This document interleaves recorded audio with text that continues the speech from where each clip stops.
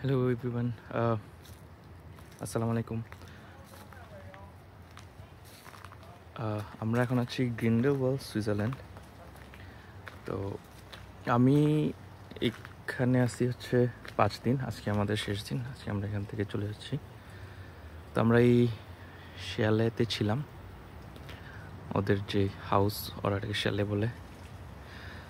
তো আমি এখানকার ওনারকে জিজ্ঞেস করলাম যে এই যে কার্পেটের মতো করে ঘাসগুলো হয়ে থাকে এবং এগুলাকে নিয়মিত ক্লিন করা হয়, ট্রিম করা হয়, তো এগুলা কি কোনো জাস্ট সৌন্দর্যের জন্য নাকি অন্য কোনো পারপাস আছে?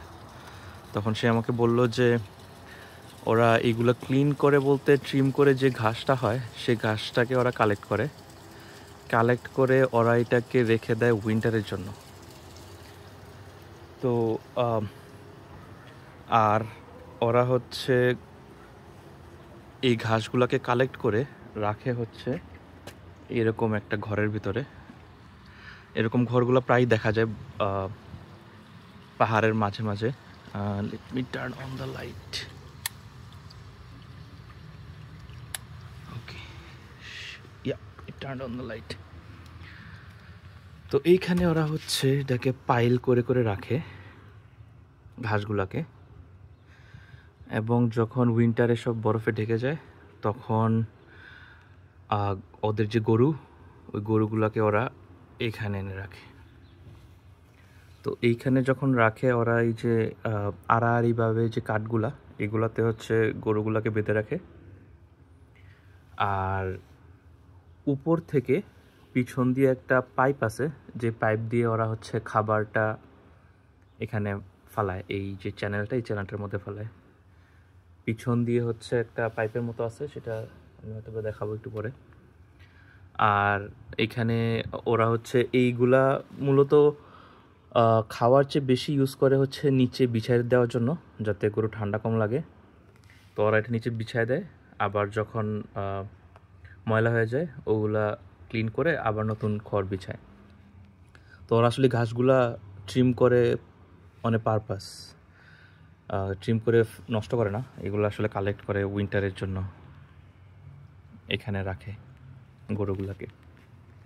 আর যখন এখানে ওই গোবরগুলো হয় আর ঘাস সহ এই যে হেই বা শনগুলো সহ যখন গোবরগুলো নষ্ট হয় তখন ওরা এগুলোকে পাইল করে এখানে।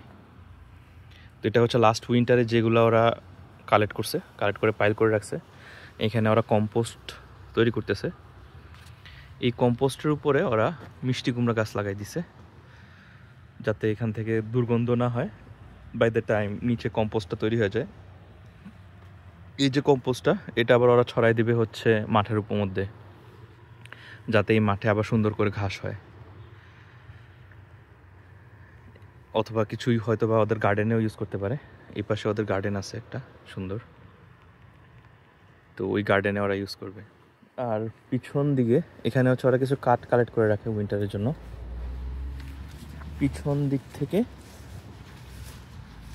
ওরা হচ্ছে উপরে আরেকটা ঘর আছে, যেখান থেকে হচ্ছে খাবার নিচের দিকে ফালানো যায়। এই যে পাইপটা, এই পাইপ দিয়েই সম্ভবত খাবার ওরা নিচের দিকে ফেলে।